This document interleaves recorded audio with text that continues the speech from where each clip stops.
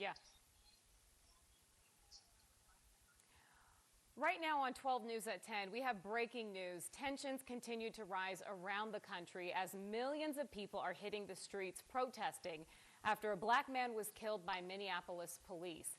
These are live pictures that you're looking at right now on Sky 12 at what started out as a peaceful night but has quickly turned out to get out of control. Flashbangs just moments ago from Phoenix police on protesters. Now back here in the valley, hundreds of people are gathering to remember Dion Johnson. Johnson was shot and killed by DPS on Monday, and his family wants answers as to what happened.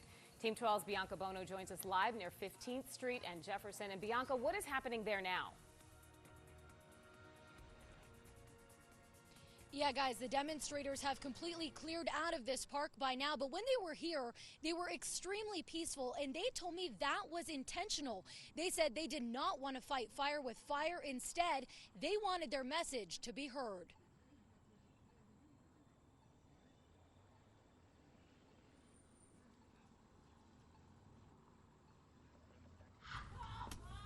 An emotional night as hundreds of people coming together to remember Dion Johnson. The 28-year-old was shot and killed by a DPS trooper Monday. He'll give you the shirt off his back, give you his last dollar in his pocket. Irma Johnson saying her son was an incredible father to his daughter and was loved by everyone who knew him. Every day it's something, officer-involved shooting or, something. And it's not right. It's just not right. Now she and so many others are demanding answers. The DPS troopers at the scene of Johnson's death were not equipped with body cameras or dash cameras. It's a lot of questions that's unanswered. It's a lot of things that I want to know that happened to my son in his last minutes of his life. According to Phoenix police, who took over the death investigation, Johnson was sleeping in his car near Loop 101 in Tatum. Police say when troopers approached Johnson's car, there was a struggle and a trooper fired, striking and killing Johnson. They say a handgun was recovered from the scene, but provided no further details. Now, family, friends, and protesters want the police report, any highway camera footage, the officer's name, and for that officer to be fired. I know I'm going to get justice.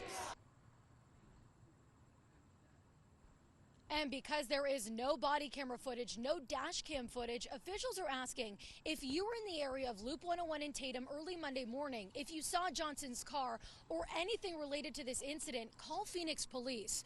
You can find a link to our full coverage of this incident on 12news.com. For now, we're live in Phoenix tonight. Bianca Bono, 12 News at 10. All right, Bianca, thanks so much. And of course, Bianca was there at what started out as a vigil and a peaceful protest there at East Lake Park. And since then, protesters have taken to the streets of downtown Phoenix. And again, most of this has been peaceful, but just recently we have had reports of flashbangs just moments ago being thrown out there on the crowds there from Phoenix police as they try to get a hold and manage these protesters there in the middle of the streets. We're going to head out now to Team 12's Mitch Carr. He continues our coverage tonight at the Arizona State Capitol and at Phoenix Police Department. Now, Mitch, what are you seeing right now around you? Good evening. Here's the situation on the ground as we see it right now. If you look over my right shoulder, this is Phoenix Police Headquarters. Those doors on the front, this is Washington Street near 7th Avenue. Those were shattered last night. Phoenix Police have absolutely no intention of allowing that to happen again tonight. There are dozens of police officers in riot gear out there. We're talking shields, masks. They've already fired some tear gas. You can still smell it in the air. Now to their left, as they're facing us on the other side of Washington, you have dozens and dozens of protesters. Most of them have their hands up. They're chanting, "Hands up, don't shoot." They have been asked several times via a loudspeaker to disperse and to disperse immediately. So far, they've chosen not to. So that situation continues to evolve. Right now, you have a set of metal barricades that are dividing the protesters and the police and the street from police headquarters. And right now, you have nobody crossing over any of the barriers. Now, when the flashbang grenades and when the tear gas was used earlier, apparently some of the protesters had tried to shake the barriers, and they were dangerously close to making contact with the police officers on the other side. That's when the bullhorn came out. That's when they said you need to disperse immediately. That's also when they fired the flashbang grenades as well as the tear gas. Now, the tear gas in the air has dissipated right now. You can't even really smell it, but earlier it was definitely something that was causing you to choke a little bit. It was causing your eyes to burn a little bit, and that was just the beginning. Right now, this crowd is not dispersing. You can have to imagine that the Phoenix police, if they do not disperse or if they continue to come near the headquarters and try to vandalize it again, as happened last night, that they are at risk of seeing more flashbangs and more tear gas. Back to you in the studio.